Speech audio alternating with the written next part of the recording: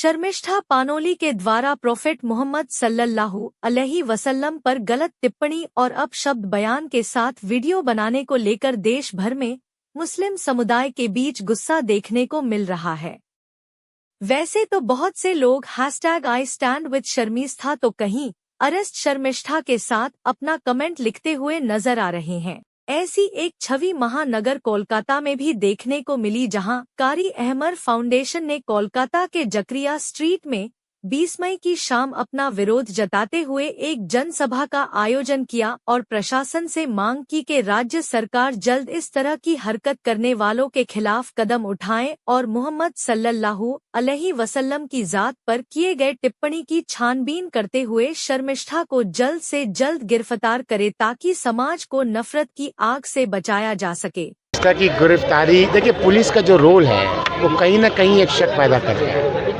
आज हम रास्ते पे आए हैं, अगर कानून और पुलिस अपनी काम कर लेती तो हम ये मंच नहीं लगाते, अपनी बात डेमोक्रेटिक वे से यहाँ नहीं बोलते।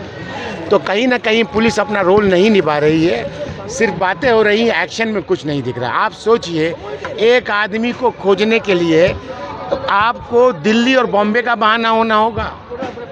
आपको खोजने के लिए दिल्ली है, बॉम्बे, ये फजूल की बात है। आपको पता है कि किसकी साइकिल का कौन बेल्ट तोड़ा है और साइकिल लेके कौन भागा, ये तमाम चीज़ आपके पास इनफॉर्मल लोग हैं। आपके पास शर्मिष्ठा का एड्रेस नहीं है। मुझे अफसोस है कि पुलिस अपना रोल क्यों नहीं निभा रही है।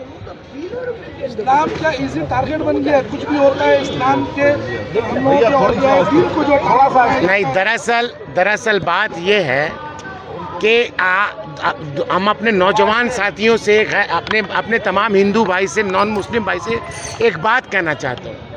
आप तमाम को एक बात सोचना होगा कि इस्लाम पाकिस्तान का कॉपीराइट नहीं है, या बांग्लादेश का कॉपीराइट नहीं है, या फ़लस्तीन का कॉपीराइट नहीं है, या सऊदी अरब का कॉपीराइट नहीं है। इस्लाम को अगर आपको समझना है तो आप सीधा बेस्ट आदमी के पास चले जाइए। बेस्ट आदमी कौन है? आला दर्जा के आप रसूलुल्लाह सल्लल्लाहु अलैहि वसल्लम। आप उनका बायोग्राफी पढ़ लीजिए, आपको इस्लाम समझ में आ जाएगा। उससे पहले कितने ही मसलियत वो लड़कियों के साथ होता था।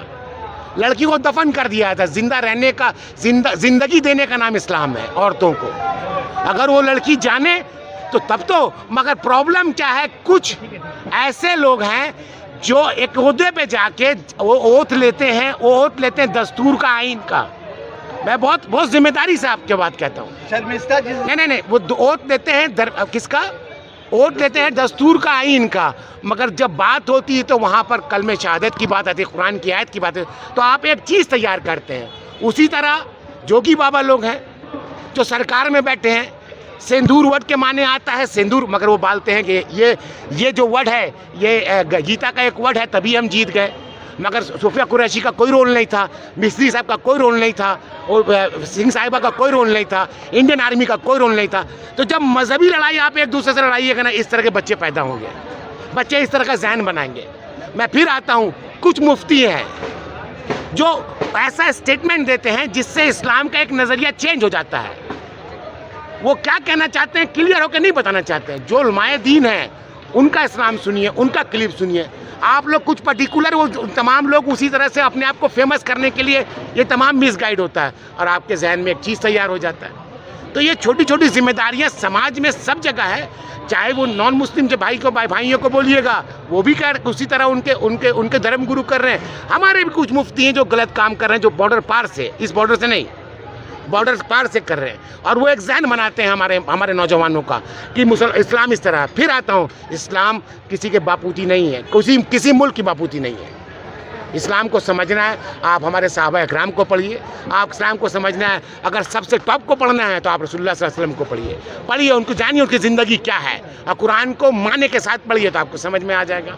तो वसल्लम के शान में ज़र्रा बराबर भी गुस्ताखी हम लोग को बर्दाश्त नहीं है, और हुकूमत को चाहिए, मैंने सही बोला है कि सबो मोटो के तहत बजाते खुद नोटिस लेके लॉ एंड ऑर्डर डीजी और समझिए कि होम मिनिस्टर ममता बनर्जी साहिबा खुद है, बंगाल के माहौल को ख़राब ना करे। 3 करोड़ मुसलमान बंगाल में रहते, हिंदुस्तान में 25 से 30 करोड़ मुसलमान रहते। आप दुनिया में कितने मुसलमान रहते हैं? ये मामला सिर्फ कलकत्ता या मगरबी बंगाल या हिंदुस्तान का नहीं है, दुनिया में जहाँ जहाँ मुसलमान बसते सबके नबी, सबका मसला है। आप समझ ले, मोदी जी बाहर जाएंगे, हमारे चीफ मिनिस्टर दुबई गई हुई थी, वहाँ पर क्या मुँह दिखलाएंगे कि आपके स्टेट की एक रहने वाली बेहुदा औरत, मलून सिफत औरत इस किस्म की बातें करता है। तो आप चाहिए कि मगरबी बंगाल में माहौल बेहतर हो, सुकून के साथ रहे, तमाम धर्म का रिस्पेक्ट हो, तमाम मज़हब का रिस्पेक्ट, जितने मजहबी रहनुमा है या स्पिरिचुअल रहनुमा है सबकी इज्जत किया जाए। ये हमारा संविधान भी सिखाता है, हमारा देश भी सिखाता है, हमारा कानून भी सिखाता है, हमारा इस्लाम भी सिखाता है। हम तो देश को पहले मानते, किसने कह दिया है भाई? हमारे नबी के बारे में आप बोल रहे, तो देखिए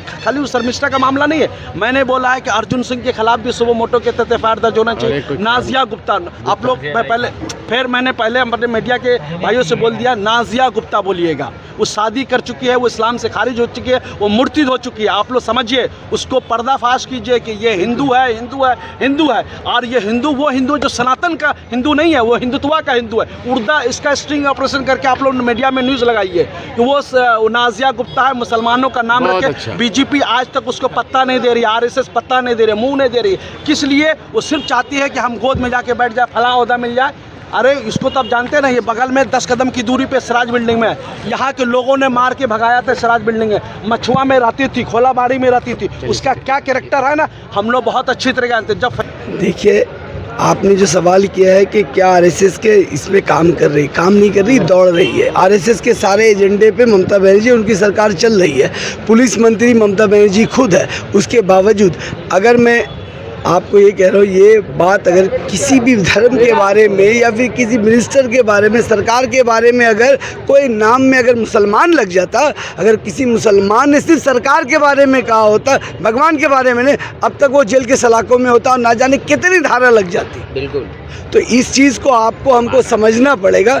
सिर्फ बेवकूफ़ बनाने से इस कौम को नहीं चलेगा।